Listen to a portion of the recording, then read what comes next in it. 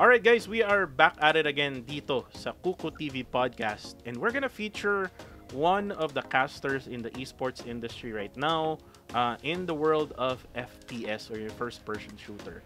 So now, nandito si B-Boy lang pala, isa sa mga casters ng COD M, isa sa mga casters ng PUBG Mobile at kung ano-ano pang mga barilan dyan na pwede nating hanapin in the esports world.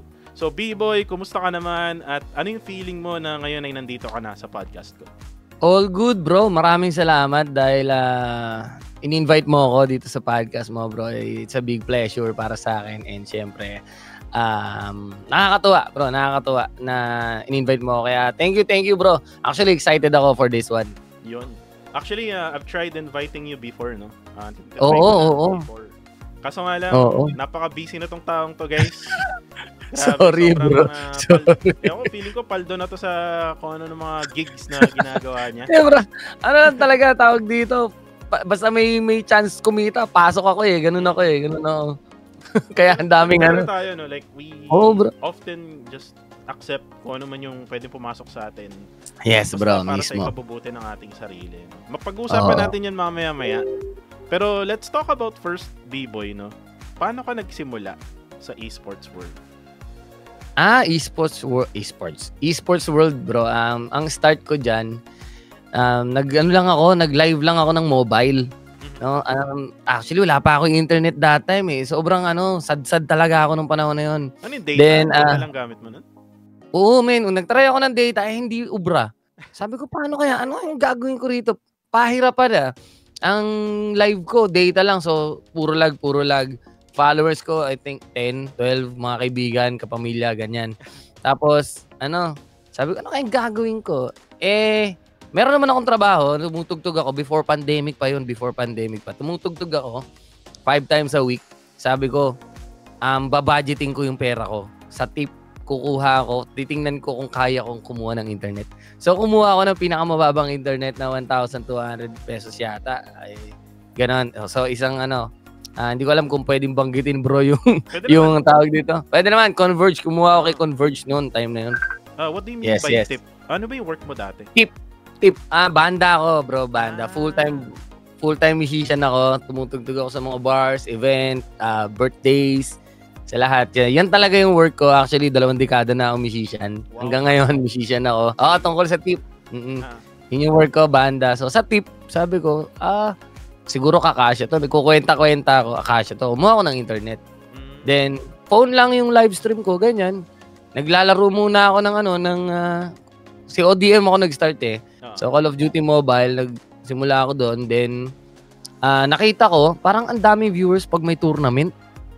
Yan, ang dami. Nakita ko ba sila? Tito Vanny, Neptune. Si Neptune, men. Yan. Nanonood ako dyan. Sinachat ko pa si Neptune. Bro, paano gawin ganyan? Pares kami, mobile din yung live stream noon ni Neptune eh. Tapos, natanong ko siya, yun, kung paano yung setup noon. And then, yun nag-try akong magpa-scream. Sabi ko, dadaldal lang pala rito eh. Tiyempo, madaldal ako. Daldal ako ng daldal doon, men. Hindi ko alam kung ano yung ibig sabihin ni shoutcast. Shoutcast pala tawag doon. Sabi ko, kasi napapanood ko sa iba eh, ganyan. So, kinukwento nila yung nangyayari. Ayun hanggang siguro na-train doon sa pagpapa-scrimmage. Then nagpa-tournament na ako kasi may mga lumapit na sponsors. Gusto nilang ng tournament. Then yun. Parang si Direk Loki, one man technical director. Lahat doon sa live stream. And then yun nagtuloy-tuloy na yung page ko. Actually, lahat naman ata, no? Parang doon halos nagsimula. Oo, especially parang before pandemic. Before pandemic. 2019. Kasi nung nagsimula rin ako, actually, ako yung nagpapa-tournament mismo. Ako yung naglalabas ng pera. Ako yung nag-organize. Kumbaga, one man talaga. Oo, pati yung pagpaproduce, ikaw. Ako yung nagsistream, ako yung nagsishoutcast. Tapos, siguro may mga problems din na nadaanan. Kasi nga minsan, mahirap talaga na mag-isa ka lang. Di ba? Oo, bro. Mahirap mag-isa. So, ayun nga. Kasabayan mo sila, naalala ko nun, sila Kali. Sila Kali Gaming. Sila Neptune. Sino pa ba? Sila Tito Vanny, yun, nakita ko rin. Yan. Kami nila Tito Vanny magkakasabay. Sila, ando pa sila Commander Aksaya noon. Ngayon, wala na si Commander. Meron pa atang isa si Salty Gaming ba yun? Yan, si Salty, oo. Si Pew Pew. Yan, sila Pew Pew. Ayun, nasa-shoutout natin, no, yung mga hindi shoutout sa inyo, guys. Na may mainstream. Kasi sila yung usually ng mga nasa underground no? Yung mga hindi masyadong na may mainstream. Ibig sabihin nun yung mga hindi na may major tournaments. Kasi usually, yung mga na may major tournaments is yung mga professional shoutcasters talaga na kung saan makikita natin sila Neptune sa Call of Duty Mobile, sila Warden, sila Ali, yan, sila AJ Mustachio. Actually, si Mustachio, nakita ko rin before. Even before pa siya yung professional. So talaga. Actually, hindi pa siya pro. Ano nun halos magkakasabay din kami nila Mustachio. Ano pa lang siya. Hindi pa rin talaga siya nasa wala pa siya sa tawag dito. Sa mainstream ng CODM, wala pa siya that time. May nagme-mention lang sa akin na ang galing daw mag-shoutcast nun. Tapos pinapanood ko si Mustachio, hindi pa. Parang ang shoutcast pa niya nun. Basta hindi pa mainstream ng CODM. Totoo yan. And napanood ko yun even before 2019 siguro kung di ako nagkakamali. And then yun sabi mo nga, nagpapa-tournament ka, scrims ganyan, and that gave you the boost sa page mo. Yes. If you don't mind me asking, ilan na yung followers ni B-Boy lang pala? Ngayon 18k followers ako ngayon, and pero 'di ba, nung nasa CODM ako, nag 19k ako noon Tapos then bumagsak ako ng 17k. Then nag-PUBG Mobile na ako. Yan, shoutcast na ako ng PUBG Mobile. Umakyat ulit, and then ngayon umaakyat ulit yung 18k ko sa sugal.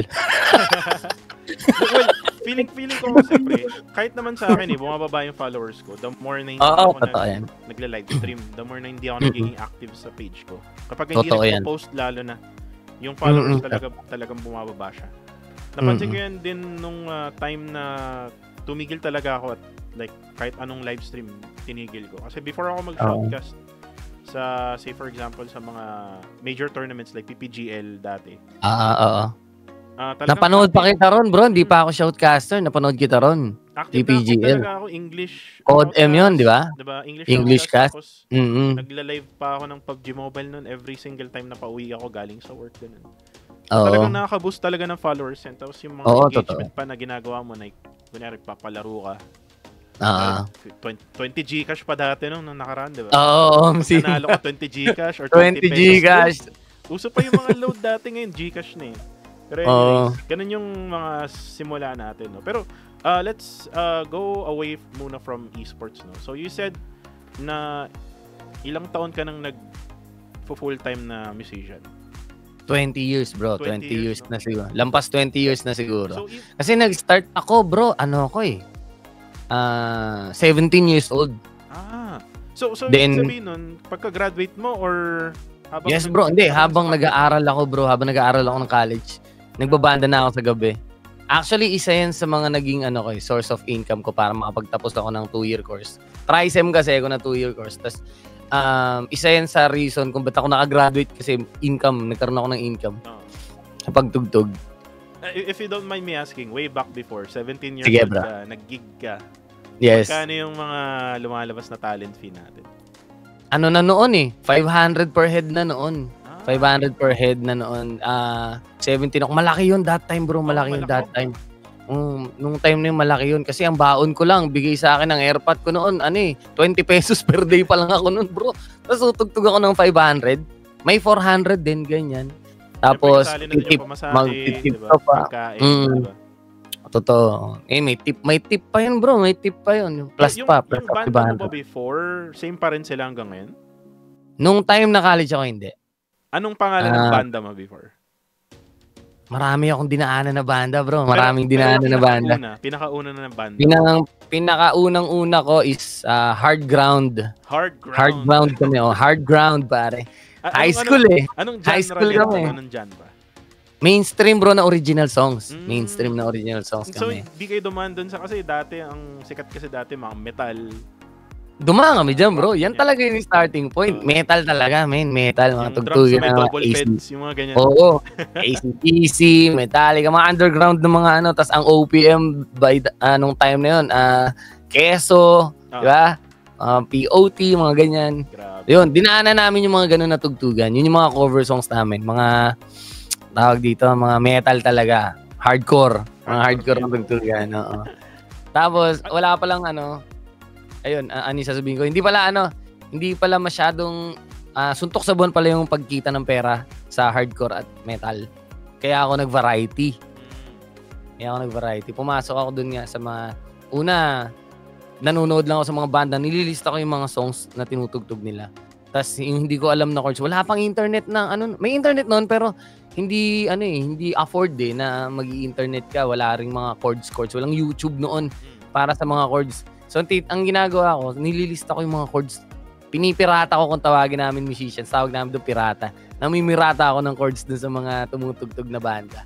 Ganyan.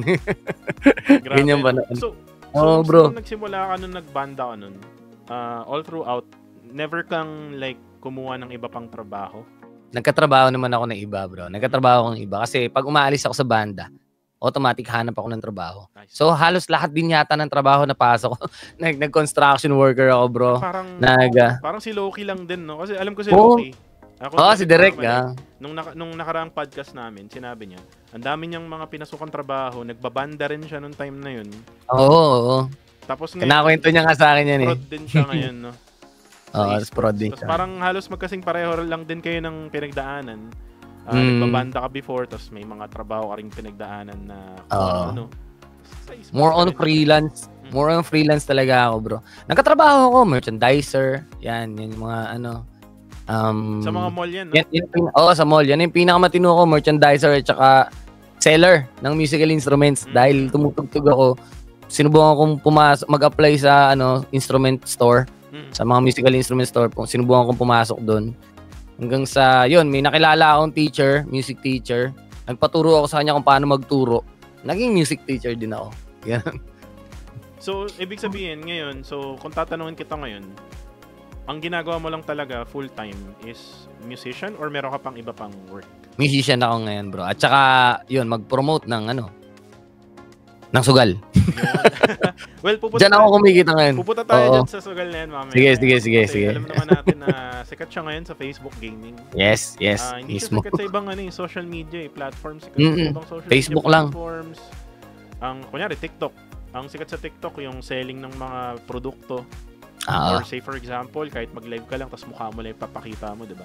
Oo. Gusto na yun sa TikTok. Pero sa TikTok, more, if you're talking about gaming, talaga makakita talaga ng gaming sa TikTok, di ba? Meron. Diba? Boom nga raw ngayon ng gaming sa TikTok eh. Exactly. Pero nila ako sa TikTok. Sabi nila, Boss Bibs, doon ka na lang mag-live ulit ng games sa TikTok. Bawal doon eh. Bawal doon. Bawal sugal doon. Bawal sugal kasi TikTok moderator ako dati. So alam ko na bawal yung sugal sa TikTok. Maglagay ka lang ng kahit isang linya lang ng kunyari 1xbet. Bawal. Ma-take down yun. Kasi Nagsubok ako mag-post bro sa TikTok. Post ako ng reels ng sugal. Sabi ko subukan nga rito, pak. Uy, wala Walang kahit Wala sabi ko bawal to. Hindi mo makikita din kasi if you see yung mga nagpo-promote ng 1xbet, yung mga basketball na mga vloggers. Nagpo-post lang sila sa YouTube, saka sa Facebook. Sa TikTok kasi medyo stricto sila when it comes to sugal. So, yun. Good nga yun Good nga yung kay TikTok, di ba? Hindi masisira yung platform nila. Well, ang mayari kasi niyan is Chinese. Chinese din, kaya bawal. Bawal talaga sugal sa China eh. Pero anyways, bago tayo mag-head sa sugal na yun. Okay. So yun na nga, dumaan ka sa pagiging musician sa murang edad, 17 years old. Oo, tapos 17. May marami kang pinagdaanan ng mga trabaho. What specific year ka nagsimula sa esports? 2019. 2019. 'Di ba bago yan yung bago mag-pandemic, tama? 2018. Bago mag-pandemic. Actually, ito yung first ito yung taon na may tournament din dito sa mismo sa Pinas ng COD. Oo, yan din yung 2019. Kami ni Ray nag-cast nun sa High Grounds. Oo, nakita ko kayo. Nakita ko na na ako ng COD M nun. Fan na ako ng COD M nun, di pa ako nagla-live. Doon ko nakita yung pinakaunang champion na Pinoy, which is yung Fire Team. Fire Team. Fire Team sila. Hindi ko na nasubaybayan, pero Fire Team pala yun. If you remember si Marge, yung sa Bren dati. Oo, si Marge. Kilala ko siya. Galing siyang Fire Team. Yun yung kinas namin ni Ray together with actually yung dalawa namin kasama doon, taga Dota yung isa. Si nakalimutan ko yung pangalan ng isa eh. Pero yung isa si Aris. Si Nice Katol. Si Nice Katol yung pangalan ng isa. Sa Crossfire naman siya. Pero yun nga, no, nung nagsimula na yun yung Call of Duty Mobile, eventually, right after mga ilang buwan lang, I think 2 months lang, kasi December yun eh. Yung final December.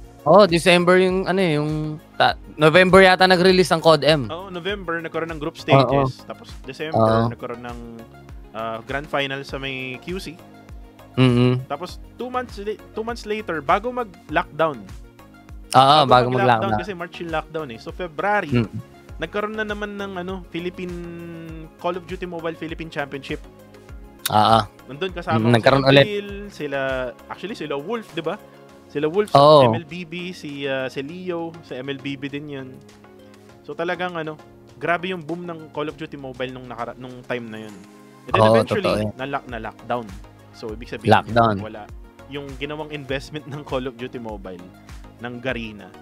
Medyo pumangit kasi syempre biglang nag-lockdown, nawalan sila ng option para magpa-tournament ulit. Pero still, yung esports nag-boom nung time na yun kasi more on online na siya. So nung time na ang daming viewers. Nung time na yun.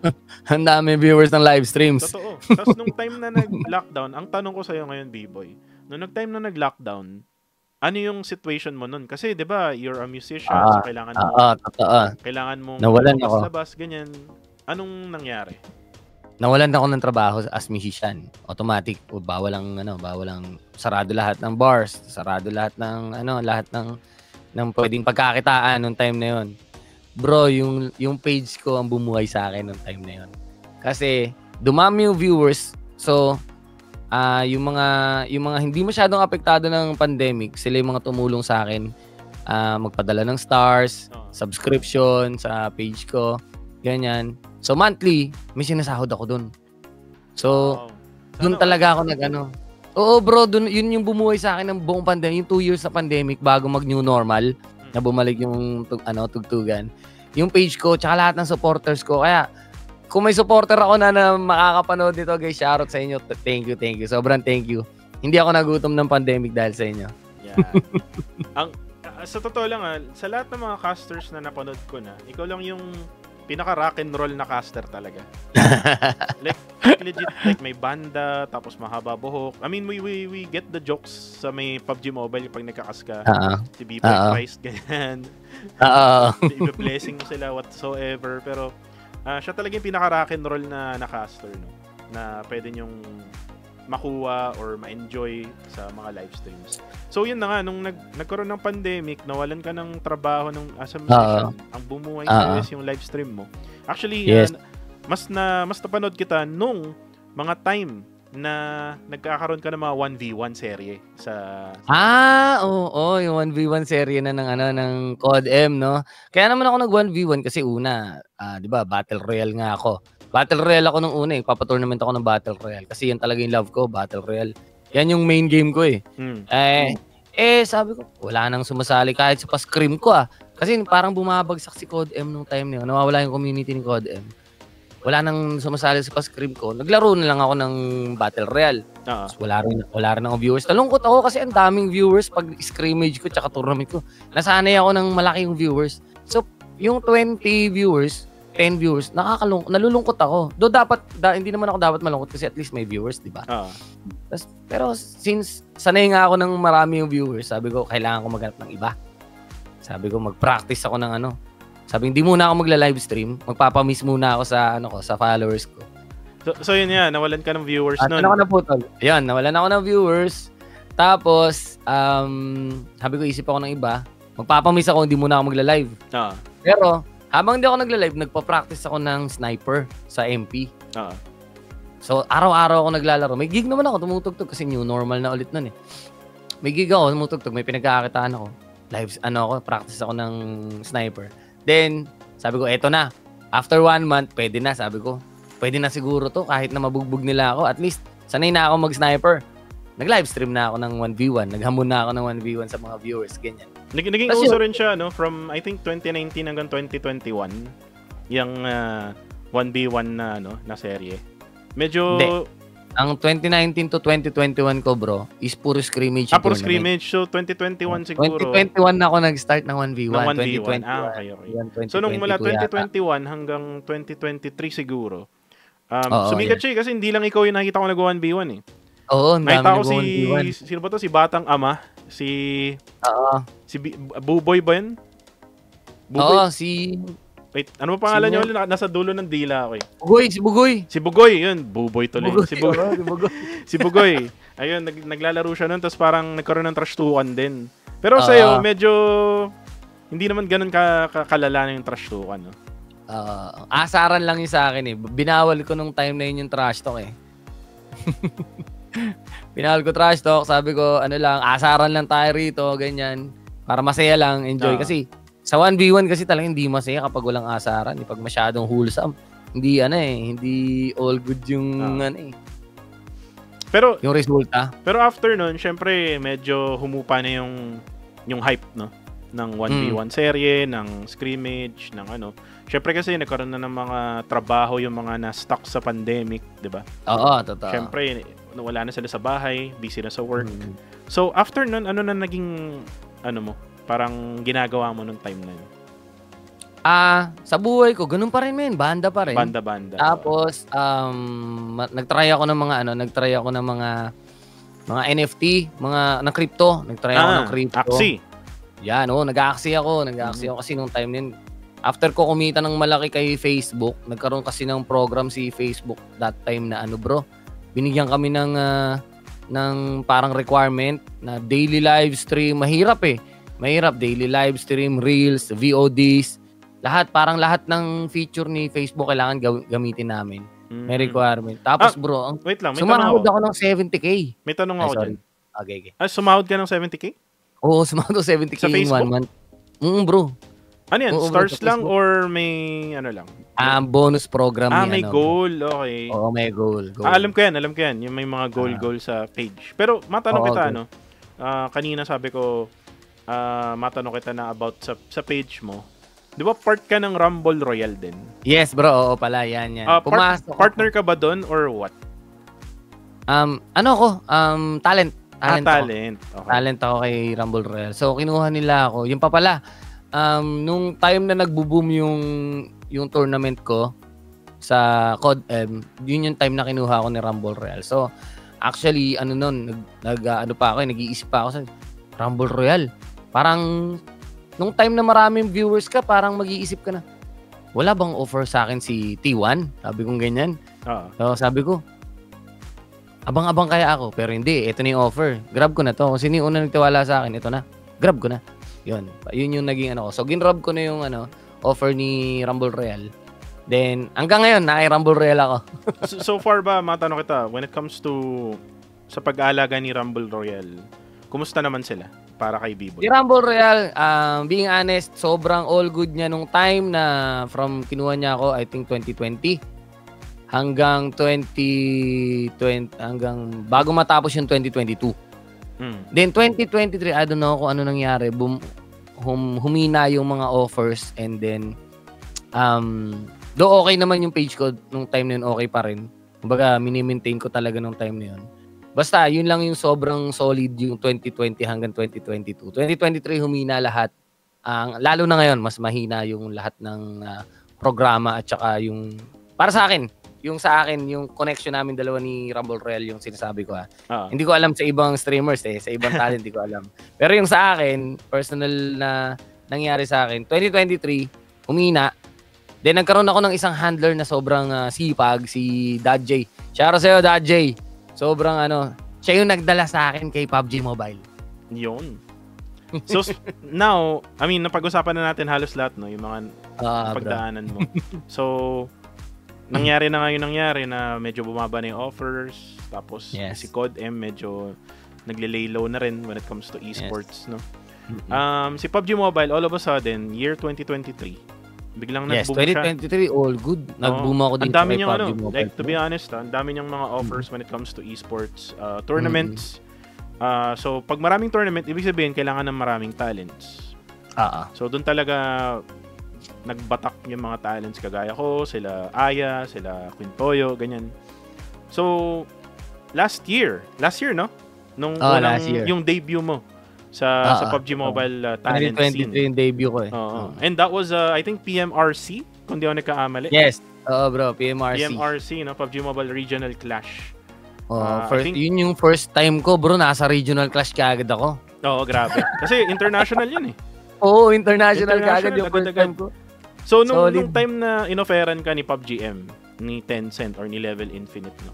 Ano yung feeling na, uy, grabe, may tiwala pala sa akin, nakitaan ako ng potential. Ano yung feeling nung time na in-approach? Yung feeling nun, ano talaga bro, parang newborn talent na, newborn bro, bagong, parang ito yung mundo. Ito pala yung mundo. Napakasaya pala sa mundo. Parang ganun yung feeling, man. Kunyari, ito si Code M. Ako ni PUBG Mobile. Ito si Code M, ito si PUBG Mobile.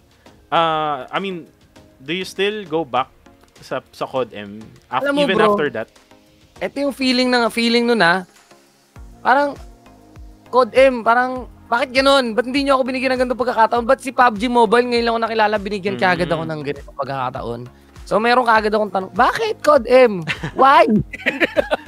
well, magkakaroon talaga tayo ng mga ganyan na parang bro, thoughts na sabihin natin na, uy, ang grabe yung ininvest ko sa isang bagay na to. Like, for example, sabihin na natin si Code M. Nag-invest ako na sobra-sobra. Grabe investment ko sa kanya. Ang makaka-notice pala sa akin is someone else. Oo, totoo. Well, may mga ganun talaga sa buhay, no? Kahit hindi naman sa esports. Kahit hindi esports, bro. Totoo sabihin natin sabihin natin sa music, 'di ba? Sa music. Kunyari, gusto mo ng metal, 'di ba? Tapos pwede ka pala mag-variety. Mas mamahalin ka doon, 'di ba? Parang ganun lang 'yun. Totoo yan. So, ayan, 'di ba? Grabe yung transition, no? Grabe, puro Code M. And then biglang PUBG M. Ilang taon na Code M, man. Ilang taon na Code M, tapos biglang nung binigyan ako ng tiwala ni PUBG Mobile, apakalaki agad. International ka agad. Yung PMRC agad. Tapos yun na. Actually, unang humatak sa akin din dyan. Kaya ako nasabi kanina na si Dad J yung humatak sa akin sa COD M. Ay, sa PUBG. Kasi siya yung nagsubok sa akin na mag-cast ako ng PUBG na una. Na anong tawag dito. Kasi si Rumble Royale kasi yung may hawak nung event na yon ni PUBG Mobile. So, nilapag ako ni... Ay, yun ba yung sa ano? ko. Yun ba yung sa Boracay? Hindi. Yung sa ano yun? Yung Independence Day. Independence Day. Kala ko araw ng kagitingan eh. Oo, Independence Day. Tapos, nilapag ako ni Rumble Royale doon para mag-shoutcast ng PUBG. And then, yun na, nagkaroon na ng buta si Direk Loki, na mahatak ako. Mm-hmm. Yun. Tapos, ibinigay na nga niya ako sa kumukuha ng talent ng PUBG Mobile. Actually, kaya nagkaroon ako ng offer sa PMRC. Hindi lang si Loki yung nagro-root para makuha ka sa... Oo, bro. So, pati Neptune, Kuko TV. Yan yung mga nagro-root sa akin, guys. Actually, men, ito, sa totoo lang, let me be honest sa lahat ng mga nanonood ngayon sa atin, saka sa'yo. Nung mga time na wala ka pa sa PUBG M talaga, tapos, nagtatanong sila, sabi ko, bakit kayo nagtatanong ng talents? Kaya ang dami-dami na namin. Pero sige, magsasuggest ako ng mga talents, and part ng listahan na yun is actually B-Boy lang pala. Ang dami kong nilista nun ng mga potential. Sabi ko, ito talaga may potential to. Kunin nyo to Tagalog, lalo na pag Tagalog broadcast. Talagang iba yung magiging performance nito pagdating sa shoutcasting. And natuwa ako nung nakita ko na, uy, kasali ka na pala sa talent namin, sa talent list ng PUBG Mobile. Thank you, bro. Thank you doon. Kasi actually, kinuwento sa akin yan ni Direk Loki. Yun nga, mag-uusap kami ni Direk Loki. Sabi niya, lumayas ka na dyan sa COD M. Yan linya, lumayas ka na dyan sa COD M. Dito ka na sa PUBG. Sabi sa akin. Sabi ko, Direk, basta magkaroon ng offer. Sige, G tayo. Sabi ko sa kanya. Sabi niya, actually, huwag ka maglala, bro. Hintay-hintay ka lang. Kasi kami nila Kuko, nila Neptune, nagro-root kami na makapasok ka rito. Sabi niya sa akin. Yan yung sinabi sa akin ni Direk Loco. Sabi ko, thank you, Direk. Sabi ko, sana makapasok ako dyan kay PUBG Mobile. No? And then yun na nga, nakapasok na ako. Kaya sobrang thank you sa inyo. Bro Neptune, thank you, brother. Direk Loki, at saka sa'yo, bro Kuko. Thank you, mamin. You're welcome as always, B-Boy. Pero yun nga, may nakwento kayo actually ni Loki. Na kung saan ay, nung nagsimula kayo sa COD M, parang nagkaroon yata kayo ng partner relationship ni COD M or something like that. Di ko maalala yun eh. Totoo ba yun? Kasama kami ni magkasama. 'Di ba sa PUBG Mobile ang tawag doon may tawag dun eh. Yung kapag talent ka, PUBG Mobile partner, KOL. KOL yan, di ba? KOL. So, ganun din kami ni Loki sa Call of Duty Mobile, sa COD M. Ano kami, nasa yung Creators Launchpad. Doon kami nagsama. Yun ang tawag doon. Creators Launchpad, streamer ka ni COD M. Parehas kami ni Direk Loki nandun. Tapos nagchat-chat kami. Pre, nabigyan ka na ng bonus. Pre, dumating na yung bonus mo, pre. Ganyan na. Ayun ba yung mga yung I think COD points ba yan? COD points or COD points. Yung shells ba yan? Kasi binibigyan kami ni bawal nga namin bawal nga namin i-reveal yun dati. Ay, dati. Nasagot na sinasagot ni yung pang-BP namin, yung pambili namin ng skins. Sagot yun ni yun yung sahod namin bilang streamer. Para siyang walang yung pera. sa Farlight nung nakaraan. Parang partner program. Yun, partner program. Tapos may mga kayo dyan, may mga goal kayo, para...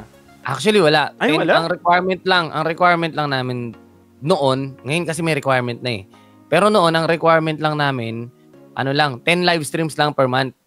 Ay, wow. Tapos 10 live streams na 1 hour each. Ginawa ko dinaily ko kasi syempre, hindi naman, magbo-boom yung page mo pagka hindi ka nag-daily, di ba? Totoo. Ngayon, ang sahod namin, depende sa follow. Halimbawa, 1,000 followers ka, sahod mo 500 CP per month. Ganyan. So, pataas follower mo, pataas yung Ang pinakamalaki doon, 4,000 CP per month. Pero nagkaroon kayo ng monetary value na parang talent fee or... wala. Walang pera. Siguro ngayon meron na, kasi sila Charlene, di ba? Sila Doc wala pa rin, nandun ako. Yung mga ambassador ang meron. Ayun, sila Doc Z, di ba? Sila Doc. Siguro meron yan. Charlene. Hindi ko mako-confirm, pero palagay ko meron kasi mga ambassadors sila Tsaka lagi silang, para silang yung sa PUBG Mobile na KOL na kukunin sila as talent tapos magpa-perform sila sa show match, yung mga ganun. Totoo. Yun, may mga talent. Most likely talaga may kita talaga. Malaki bigayan sa mga ganun Pero anyways, now going back sa pagkuha sa PUBG M. So nag-PMRC ka tapos the rest is history. Kasi yan nangyari. Nakuha ko sa show match. Nakuha ko sa mga... Actually, nakakas kita dati sa solo tournament. Yung Dragon Ball, di ba? Dragon Ball collaboration. Which is nakakatawa yan Pero, all throughout those times na nakuha ka, are you still trying to improve yourself para makuha ka at least sa major tournaments? Kasi, ngayon, tol, kaka-start lang ng PMCL ngayong taon. Yung PUBG Mobile Challengers League. And, nakita mo naman, Harami bro, nakapasok sa world stage, di ba? Pasok sa world stage, men. Pasok sila world stage. Updated ako, nag-open ako, tinitingnan ko lahat. Kahit na hindi ako nakakapag-cast ng PUBG ngayon, pero tinitingnan ko, nag-ano pa rin ako, share pa rin ako ng live stream ni PUBG Mobile. What if biglang tawagin ka ng talent manager para mag-cast, diba? Para at least may alam ka. Pagdating ng... Totoo yan. Baka kasi mabigla ako, tas wala akong kalam-alam kasi hindi ako nagka-cast ng na nangyayari sa mundo ng PUBG. Mahirap yun. So, dapat updated ako. Yeah. Kahit pa paano, hindi man lahat ng details alam ko, at least dapat alam ko yung mga nangyayari ngayon kay PUBG Mobile. Kasi nga, baka kukunin ako ulit anytime. Baka magkabiglaan pa Minsan, biglaan. Di ba? Kahit ikaw, bro, di ba? Pag minsan di ka pwede, di ba? Bro, pwede ka ba tonight? Ganyan. Sayang nga Alam mo, nangihinayang ako sa mga yun. Tapos may tiyempo na meron akong trabaho. yung trabaho mo ba, tanong ko lang, i-insert ko lang. Yung pagiging musician mo, yung mga gigs mo, usually what time yung mga gigs mo? Ang gigs ko, yung regular gigs, usually at 8 p.m. nag-i-start yan, natatapos ng 1 a.m. Ano yan? May specific kayong bar na pinagtutugtugan? Yung regular gig, dalawa lang regular gig ko. Wednesday tsaka Friday lang regular gig ko. Yung isa mall, yung isa bar. Wow, mall. Anong mall to? Mall, Kai Mall sa may Almar sa Barte. Kai Mall, siya, second floor niya, meron dong malaking mahabang food court, then merong malaking stage. Okay. Ganun. Parang siya yung sa Enchanted Kingdom. Parang ganun yung setting. Meron. Parang ganun, may long doon. May mahabang food court doon din. Hindi pa kasi nakapunta sa mall na yun, sorry. Pero parang ganun yung setting. Kasi sa Enchanted Kingdom kasi may food court, di ba? Tapos may nagtutugtog doon sa, may nagpa-perform. May nagpa-perform din na musicians. Parang ganun, okay. Tapos pag sa bar naman, saan bar kayo? Sa bar din, sa may Lagro, sa may Road 21, sa may Lagro QC. Yan, 8 o'clock. kami ng Sogo, guys. Yan, may Sogo Sogo. dyan, malapit sa SM Fairview. Katabi noon, men, bar yun. Kaya yung mga nagiinom doon, minsan, syempre, pag lasing na, rekta na doon na. Pero ano, when it comes to pagiging musician, medyo mahirap din yan kasi nakikita ko kasi, merong, ano kasi kami, B-boy, may-ari kami ng, yung family ko, may-ari kami ng band rehearsal studio sa Makati. Oo. So nakikita namin yung mga nagpa-practice from, actually may nagbo-book sa amin 9 AM ng umaga. Sobrang aga. And then, ang pinaka-latest namin is 9 PM ng gabi, yun yung closing namin. So, talagang everyday sila nagpa-practice. Kayo ba, saan kayo nagpa-practice, B-boy? Bro, yung grupo ko ngayon wala nang practice. Hindi na kami nagpa-practice. Kasi, tagal na nga namin magkasama. Dekada na kami magkakasama. Pag nag-usap lang kami ng isang song, itong song na to, may bagong sumigat, pare. Etong song na to, next week, titirahin natin to. Mayroon tayong 1 week para mag-sipra. So, diretso na yun sa stage. Individual, kumbaga, sa sarili mo na lang din. Kunyari ikaw, nandiyan ka ngayon sa bahay Basta alam mo yung part mo. Basta alam mo yung part mo sa amin. Basta alam mo yung part mo, tutunog na maayos yan. Ganun. Magdidikit na tayo doon kasi nga, tagal na namin magkakasama. So, tanongin kita ngayon, andito na tayo sa part na pag-usapan natin yung banda mo. No? Ano yung pangalan ng banda mo ulit? Ipakilala mo naman sa ating viewers. Guys, ako nga po pala ang bahista, vocalista ng The Gigglers Band. And yun, ako po yung ako rin yung band leader ng grupo. And 7 years na kami. 7 years na kami. May mga original songs kami. Nasa Spotify. Ganyan. Kakaiba yung sa inyo. Kasi yung, sabi mo ikaw yung leader ng band, which is bahista. Usually, hindi natin nakikita na bahista yung leader. Usually, yung vocalist. Usually, yung lead guitarist. Diba? Pero bahista. Bahista ako. Do you know more than being a bassist ba? Or actually, nag-start ako, lead guitar ako. Okay. Then mas minahal ko yung bass nung natuto ako mag-bass. Mas minahal ko, sabi ko, mas masarap pala to. Tsaka mas mabilis ako nag-excel sa bass. And then, lahat ng instruments naman, kaya ko kasi nagtinda ako ng musical instruments. So, inaral ko lahat ng instruments. Tsaka saan ka nagtinda? SM Fairview, Evergrande Central, halos lahat ng SM, bro. SM Santa Rosa. Umikot ako dyan lahat.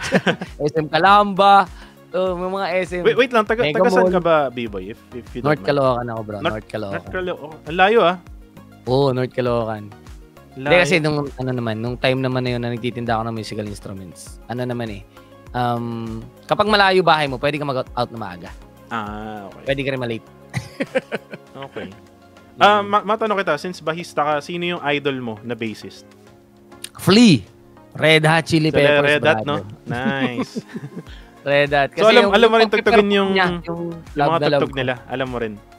Bro. Tinutugtog namin. Kinakanta rin namin yung mga songs ng Red Hot Chili Peppers. Nice. Actually, share ko lang. Hindi ko pa ito na-share. Pero, dati rin ako may banda nung college. Uy, ayos So, hulaan mo na lang kung ano yung hawak kong instrumento. Gitara? Hindi. Keyboard? Drums? Keyboard. Keyboard. Sabi, yung datingan mo, parang keyboardist. Tapos, rin ako, vocalist nung time na yun. So, nice. Ang tugtugan namin nun, tinugtog din namin yung Can't Stop ng Red Hot. Can't Stop ng Red Hot. Hindi naman kailangan ng hindi naman kailangan ng keyboard yun eh. So, more on kanta lang ako nun. So naka-strings na effect ng keyboard. Tapos yung iba pang mga kanta namin, or iba pang tugtog namin, Incubus. Diba? Yan, all good dyan. 90s yan, man. Incubus. Ano pa ba? Basta, yung kumanta ng yung 99 Red Balloons ba yun? Goldfinger. Ayun. Oo. Goldfinger. Pumasok sa isip ko, Jim Blossoms. Pero yun yung mga tugtugan namin before nung college, no? If you want to, actually, nasa search ako sa YouTube eh. So, baka makita niyo yung mga tugtug namin before. Ewan ko lang kung makikita nyo. Ano isa-search mo, man? Secret. PM mo na lang sa akin, bro. PM mo na lang sa akin. Actually, kasi syempre, may studio kami, di ba? So, syempre, Ano pang gagawin namin dun, di ba? Yung mga best friend ko, syempre, minsan bored sila sa mga bahay nila, kapitbahay ko lang din sila. So, bisita sila sa amin, tapos tugtog kami kung ng mga Maroon 5, mga kahit nga Michael Bublé, yung tinutugtog na. Hindi, solid naman, man, yung mga Michael Bublé. Siguro dahil dinaanan ko lahat yan. Bruno Mars, di ba mga ganun? Yan, mga Bruno Mars. Dinaanan ko lahat. Kasi pag variety, lahat talaga. Then nagkaroon din ako ng banda na ang tawag dito? Soul. Alam mo yung mga tugtugan ng soul, mga tugtugan ng freestyle. Yung mga Bee Gees, yung mga ganyan. Kasama yan, mga Bee Gees. Mga tipong... Hindi nata alam ng mga viewers natin yung mga pinagbabanggit na. Oo. Pero basta yun, lahat ng genre dinaanan ko yata. If you want really good music, no, pakinggan nyo yung mga banda or mga artist na sinasabi namin. Try nyo search sa Spotify, try nyo search sa YouTube Music or sa Apple Music. Baka magbago yung mundo nyo when it comes to yung taste nyo sa music. Kasi yung music kasi ngayon, B-Boy, let me ask you this, no? Paano mo i-compare yung music ngayon sa music dati? Yan po. Matinding yan, bro. Matinding tanong yan, no? Kasi, kaya naman nasabi ko matinding tanong. For me, ito guys, sa akin lang sarili kong opinion. Yung music ngayon, nahihinaan ako sa music ngayon. Ibig sabihin, nahihinaan ako. Masyadong, iba yung trip ng Gen Z, men. Para sa akin, napakababaw ng music. No. Napakababaw ng music ngayon. Compare mo ng 90s, sisimula mo sa lyrics pa lang. Eraserheads, no? Yung mga ganyan. Mga Eraser. Kahit OPM at Foreign, iba yung lyrics talaga, yung gawa ng liriko noon. Mas maganda, mas may kabuluhan, men. Yun yung ibig sabihin. Mas may kabuluhan music noon. Pati na rin sa riffs, pati sa the way tugtugin yung noon, mas okay compare yung ngayon. Mas unique, no? Ngayon, puro pag-ibig, anak ng toko, men. Di ba? Kaya matanong kita, B-Boy, matanong kita. Kung gagawa ka ngayon ng kanta, tungkol saan yung kanta na yun? Kung gagawa ako actually may mga gawa akong kanta. Actually, meron din akong gawa tungkol sa pag-ibig, pero iba-iba eh. Meron akong tungkol sa buhay ng estudyante. Meron akong kanta tungkol sa buhay ng isang loner. Loner na ba? Daw hindi ako naging loner. Minsan hindi ako naging loner. Pero yung mga gawa ko kasi na kanta, ang laging inspirasyon ko, kumukuha ko ng ibang tao. Na what if ako yung nasa katayuan niya. I see. For example, may isang kaibigan akong broken hearted. Gagawa ko ng kanta, ilalagay ko yung sarili ko sa kanya bilang broken hearted. Kunyari yung isa nanalo ng loto. Yan mismo. Gawa ka ng kanta, nanalo ng loto. Okay, isang batang nangangarap. Ito gusto ko lang i-share sa'yo, pre. Kasi since into music din talaga ako. Nung college, gumawa kami ng kanta ng best friend ko. Nasa kami noon, amphitheater kami ng Lasal. Gumawa kami, alam mo kung tungkol saan yung kanta? Tungkol saan, bro? Tungkol sa sunog na kanin. Di ba? Ganun ka-unique yung generation natin. Solid mo, men. Oo, iba talaga, di ba? Nasa ano yun? Nasa SoundCloud yun, kung isa-search nyo. Pero, for sure, din nyo masa-search yun kasi iba yung nilagay ko mga details doon. Kasi iba yung pangalan ng ano namin. Pero yan, anyways, yun nga. Yung mga kanta na ganun, no? Hindi na siya parang ngayon na makikita mo. No? Parang more on pag-ibig, more on pag-ibig ngayon, bro. Ganun. More on pag-ibig, di ba? Alam mo, in fairness, ang kakaiba ngayon, ang magaganda magbigay ng lyrics ngayon is yung mga rappers. Oo. May mga tulad nila Flo G, di ba? May part, may mga rap siya na tungkol sa pangangarap, di ba? Ng isang though hindi mawawala kasi sa rap yung yung diss. Hindi mawawala yung diss. Tsaka yung pag-aangat sa sarili. Hindi mawawala sa rap yun eh. Pero marami akong nakikitang artist, mga rap artist na ang gaganda ng lyrics nila. Sinong hinahanap ko sa music ngayon? Sinong rap artist ngayon, local and international, ang tinitignan mong magaling talaga? Nagagalingan ako ngayon, bro. Sa local muna, local. Oo. Sa local, nagagalingan ako kay Flo G. Solid Flo G, man. Pero international? International, wala akong masyado nakikita ngayon. Eminem pa rin, bro. Eminem pa rin, yung latest album niya, no? At saka pala, bro, sino to? Si Pinoy. Si tayo'y mga Pilipino. Easy Meal. Yun, Easy Meal, man. Solid gumawa ng lyrics yan. May puso. May puso talaga. So yun, napag-usapan natin yung part ng music side ni B-Boy lang pala. Idol niya si Flea, tapos yung mga tugtugan nila, variety, tapos mga idol din niya sa rap game, no? Have you tried rapping in one of your gigs, B-Boy? Nagra-rap ako. Ako yung rapper talaga sa grupo nung una eh. Kasi dati ako, nung high school days bro, trip ko rap. Yan, okay. Mga panahon nila ano, para mas magit ng iba. Panahon nila Andrew E.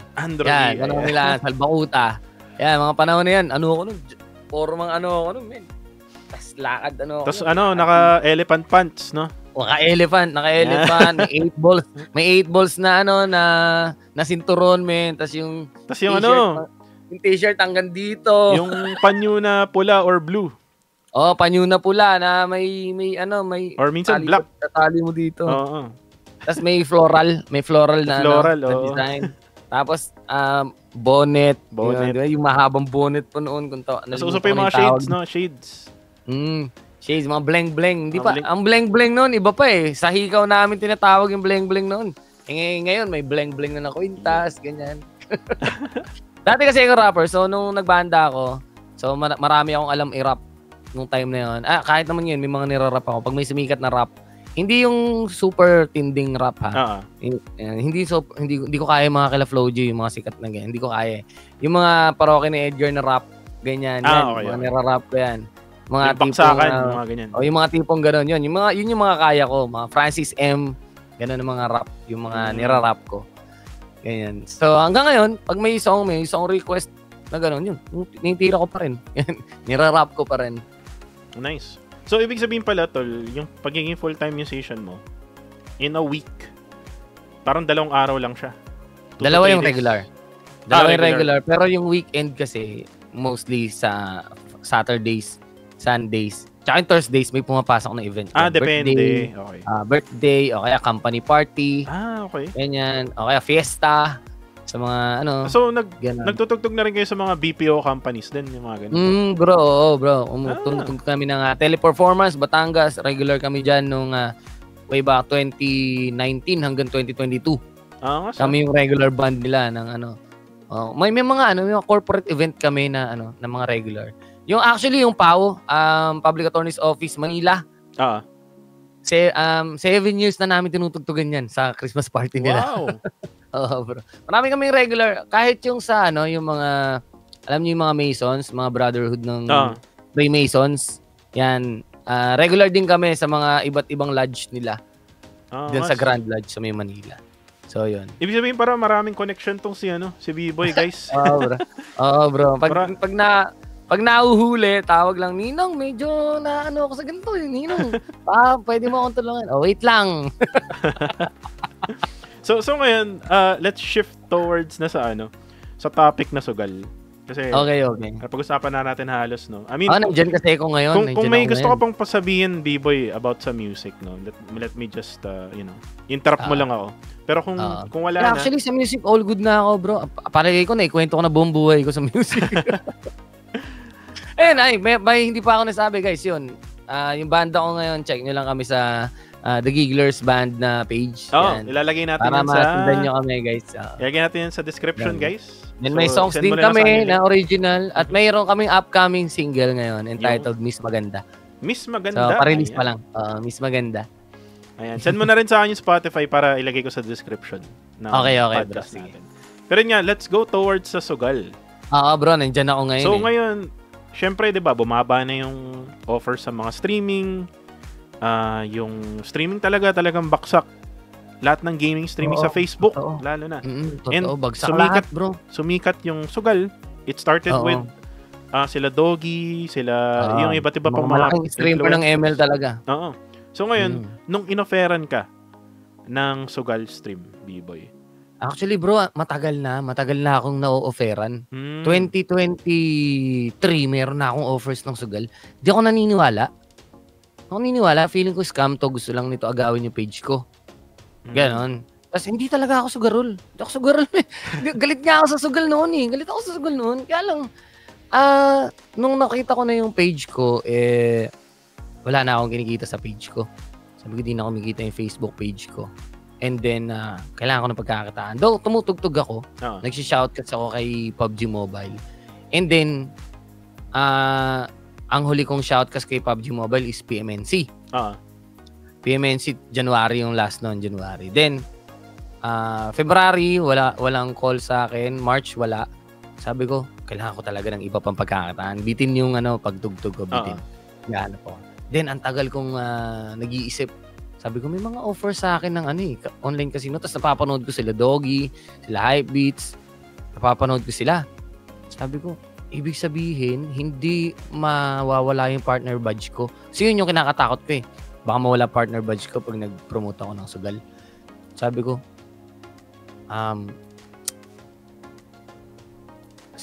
kung nila live stream nila, so pwede rin siguro sa akin. Tapos nag-isip ako, tinanong ko lahat. Tinanong ko nanay ko. Tinanong ko girlfriend ko. Nagpaalam ka muna. Tinanong ko mga kaibigan ko. Nagtanong ako sa lahat. Pati mga uncle ko, airpat ko, tinawagan ko. Sabi lang nila sa akin, ikaw bahala. Kung ano yung nakikita mo na, kung kailangan mo ng pera, bakit hindi? Bakit hindi?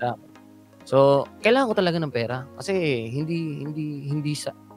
hindi sapat yung kinikita ko sa pagtugtog. Nagkaka-shoutcast man ako, maganda sahod natin dun. Though, maganda sahod natin, pero hindi siya lagi.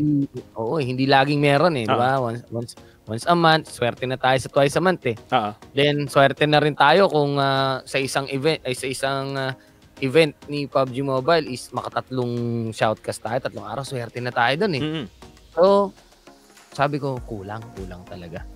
So nagkaroon na rin ako ng isip na baka ayaw ni PUBG Mobile ng sugal. So tanong muna ako. Inisip ko lang, baka, di ba? Baka ayaw niya ng ganun. Tanong muna ako sa mga co-casters natin. Kaya tanong ako. Sabi naman nila, i-check mo yung iba. Sabi saan, check mo muna. Ganyan. Tapos, isa ka sa sumagot sa akin. Ang sagot mo sa akin, ako meron akong link na OneXBet. Yung OneXBet. Meron ka OneXBet. Sabi ko, meron pala si Kuko Sabi ko, tapos, sige, subukan kong sila di ba? Sila V-Wise may rivalry, di ba? Di ba? Sila V-Wise meron. So sabi ko, sige, pasukin ko na to. Kailangan ko ng pera. May offer sa akin na maayos na to. Ang unang offer pa sa akin, 1K per day. Sabi ko, siguro pwede na to kung makaka 7 days ako. Tapos, di ba, ilang oras lang yung stream mo nun, di ba? Nung una nga, 2 hours pa requirement ko Ngayon, ilang hours na ba ngayon? 1 hour lang requirement ko ngayon. Diba? Mas malaki na yung weekly na yung sinasahod ko ngayon. Ganun din sa akin. Share ko lang, B-Boy. Maraming offer sa akin. To be honest, daming offer sa akin ng sugal. The only thing that stops me from doing it, kasi nung time kasi na nagsugal ako nung college, ang laki nung natalo ko. So sabi ko sa sarili ko, ayoko na talaga. Siguro yung sa OneXBet, tinanggap ko. Kasi lang naman siya Pag nagamit yung code. Post lang naman no? Pag nagamit yung code, may commission. Hindi Oo. siya yung kagaya nung sa'yo. Na ino-offer din sa akin. I-live stream. Ino-offer din sa akin yan Maraming mga sugal na companies dyan. Nag-offer talaga ng live streaming tapos may kasamang monetary value. Ako kasi, pansin mo naman siguro sa akin, nung una, masipag ako mag-stream. Pero nowadays, tinatamad na ako. Nakakatamad kasi kunento mo sa akin yan. Nagko-content creation ako sa PUBGM, 'di ba? Yung mga podcast na ginagawa ko, ayan na naman, nalaglag na naman. Yung mga podcast na ginagawa ko dito, kagaya nung podcast natin ngayon. Tapos may mga nilalaro din ako na iba, like yung Honor of Kings na nilalaro ko ngayon. Tapos may trabaho din ako nung nakaraan na full-time, which is sabi ko nga, nag-resign na ako kasi nakakapagod. So, yun. Ewan ko, siguro tamad lang talaga mag-stream kaya di ko siya tinanggap ng time na yun. Tapos yun naman, yung sa akin, yun na nga, yung una, sabi ko, sige, try ko lang 1 day. Then, sabi ko, pinag-ano ulit ako, sabi sa akin, sige, 3 days ka, mag-stray ka muna na 3 days. 3 days ako. So, kada live stream, sumasahod ako, ganyan. Sabi ko, okay pala to And then yun ang daming gumagamit ng link ko, ang dami. Tapos yung nagpo-post na sa akin, yung handler ko na. Tapos nag-post ka nga, di ba, B-Boy? Sabi mo, dating may kotse, ngayon may motor na. Oo. Totoo yan. Pero yun wala talaga akong kotse. Wala talaga akong kotse, bro. Pero Pero dahil dun sa pagpo-promote ko kasi, medyo umu-okay ako. Medyo umu-okay yung buhay ko ngayon. Pero totoo ba yun, B-Boy, na dahil sa sugal, nagkaroon ka ng extra income para makabili ka ng motor mo? Totoo. Oo, bro. Yung motor ko ngayon, dahil yan sa pagsusugal ko. Kasi bukod dun sa may maliit na pasahod, nananalo ako, men. Medyo sinuwerte lang siguro. Pero, okay. So habang ginagawa mo yung weekly na sahod, on the side, tinatry mo rin magsugal talaga? Oo, bro. Totoong pera yung pinasusugal ko. Hindi ako gumagamit ng iba. Kasi yung ibang website, nagbibigay yan ng demo eh. Again, guys, legit yan. Galing sa akin mismo. Yung ibang website, nagbibigay ng demo yan. Alam naman na siguro ng lahat yan. Kasi marami nakakalam yan. Kung nakita mo yung recent na issue ni Awit Gamer. Diba? Naman kasi, ginawa mo naman, basta, hindi na ako magko-comment tungkol kay Awit kasi kapwa natin streamer yan. Pero siguro may reason kung bakit niya ginagawa yan. Meron siyang malalim na reason na hindi natin alam.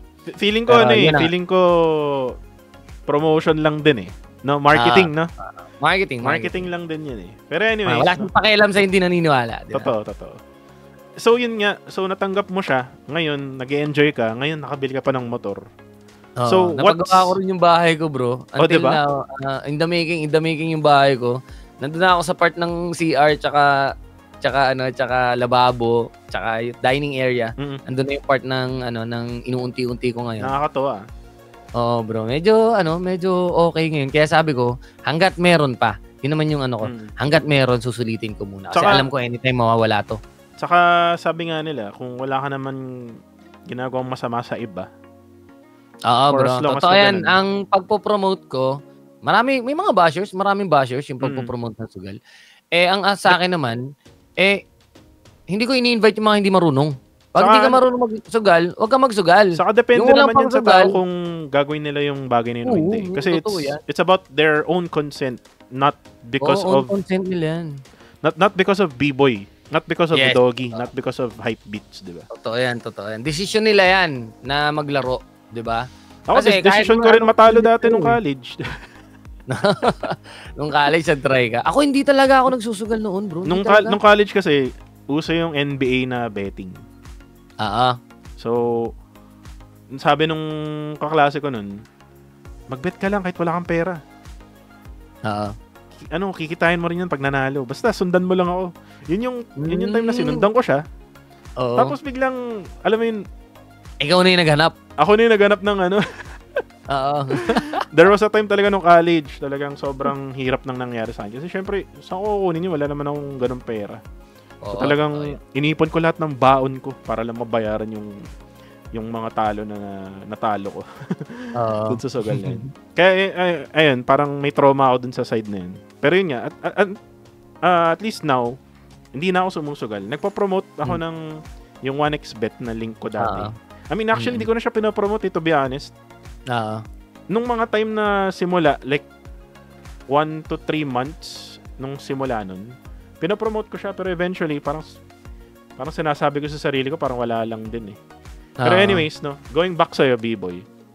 So ngayon, B-Boy lang pala, sugal ang streaming mo ngayon. What's next? Or what is there even something next for B-Boy lang pala? Sa ngayon, wala akong ibang nasa isip na content sa ngayon. May mga kaibigan ako na nagyaya sa akin na buhayin daw si Codem. Pero ako, mas mahal ko si PUBG.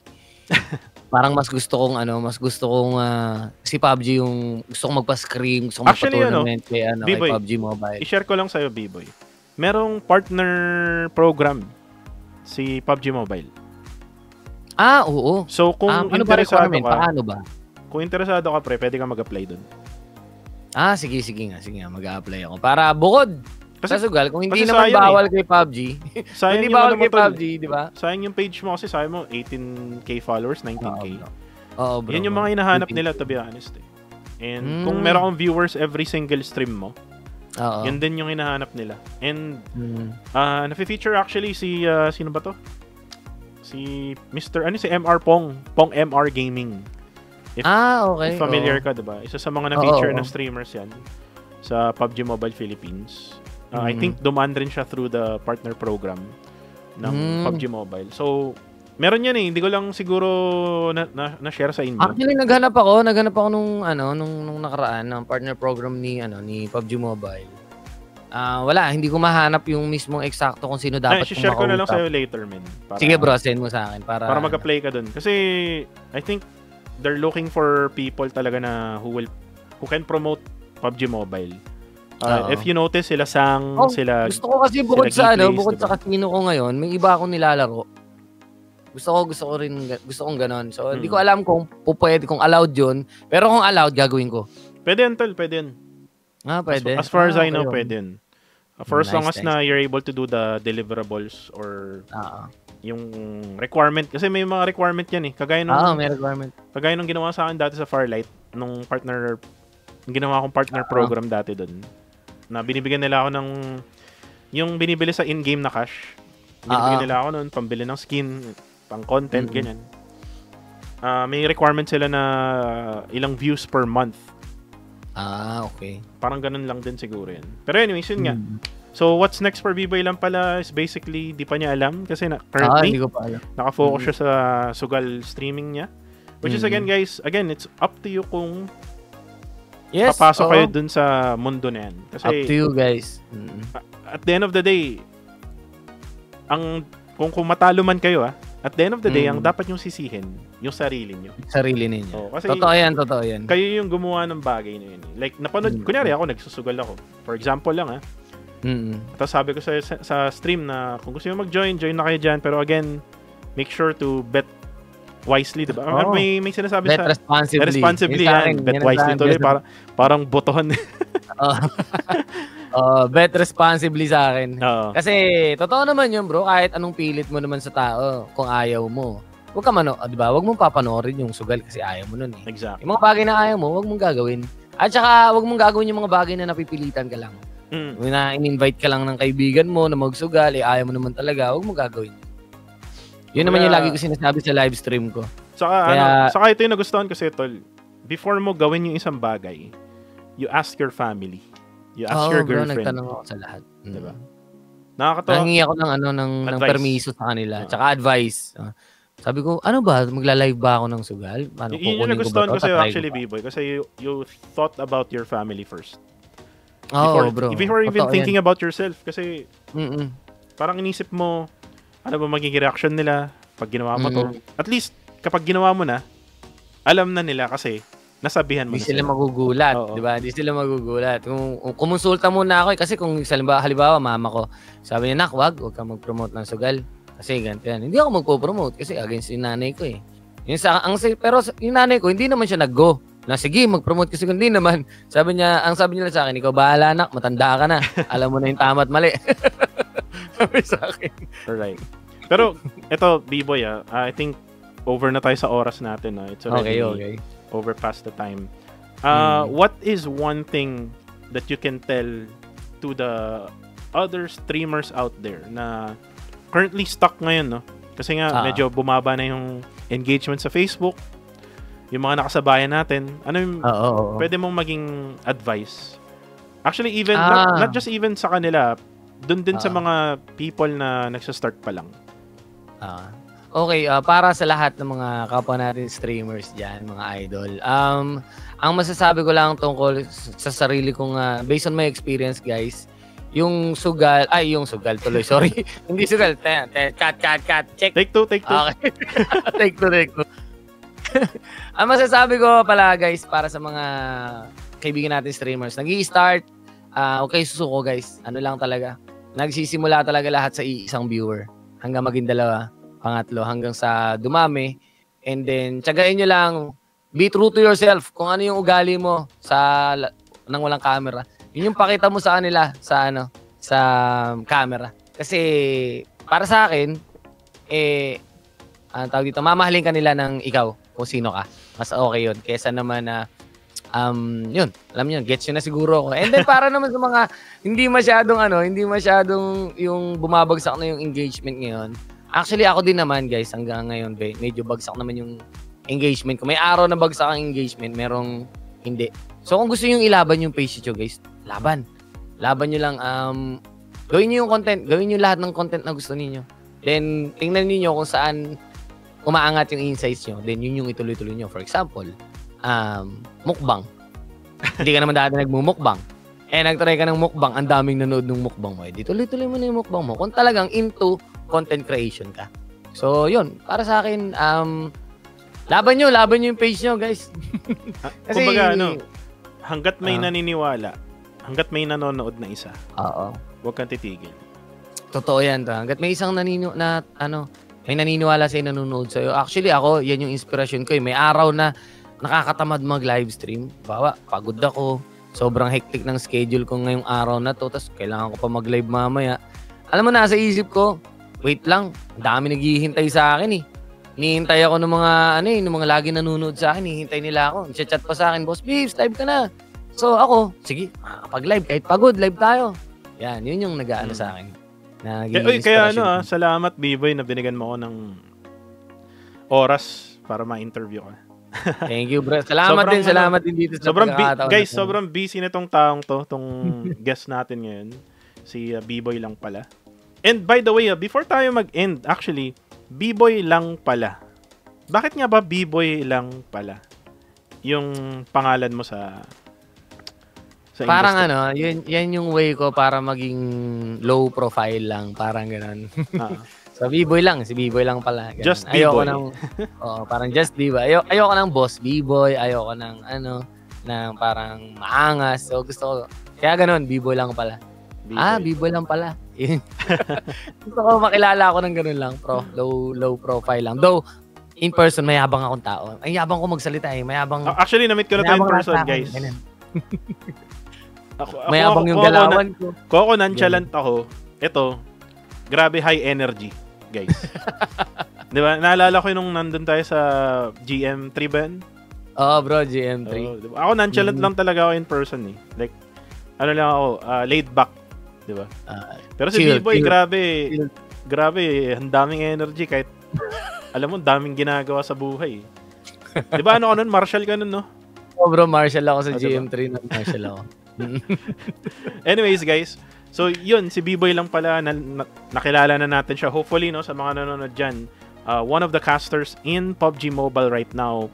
So if you need a caster for your scrims, for your tournaments, kasi ang dami nagtatanong sa akin, B-Boy, Kuko, pwede mo ba kaming streaman, ganyan? Alam ko kasi mahal na yung bayad sa'yo, ganyan. Okay lang ba na ganito? Ang kunin nyo yung mga nagsa-start na magkaroon ng pangalan sa PUBG Mobile. B-Boy lang pala is one of those casters or streamers na pwede nyong kunin, especially na ngayon, ang pinagkakabalan lang ni B-Boy, sugal, saka yung music banda, niya, diba? Sugal. Oo, diba? So yun, pwede mong kunin or pwede nyong kunin itong si B-Boy lang pala as your caster. Kung kailangan nyo talaga. Kahit anong halaga pa yan, no? B-Boy, no? Tama ba? Yes, bro. Wag lang yung charot. Charot lang. Hindi, guys. Basta PM nyo lang tamang halaga. Sa tamang halaga. Oo. Pero yun nga, guys. Actually, B-Boy, this is your time na to, I think, promote yourself and also to promote your band kasi yun nga yung full-time. Ayun. So, yun. First of all, bago yun, thank you bro Kuko sa pagkakataon na na-invite ako dito. Thank you so much. Sobrang saya ng feeling na to. And, ako po si B-Boy lang pala. Also, guys, please follow me on my page sa Facebook. Ayun, nasa ilalim mo yun. Ayan, nasa ilalim. Ayan, yan. At B-Boy lang pala. Search nyo lang yan, guys. Sa lahat ng social media, nandyan ako.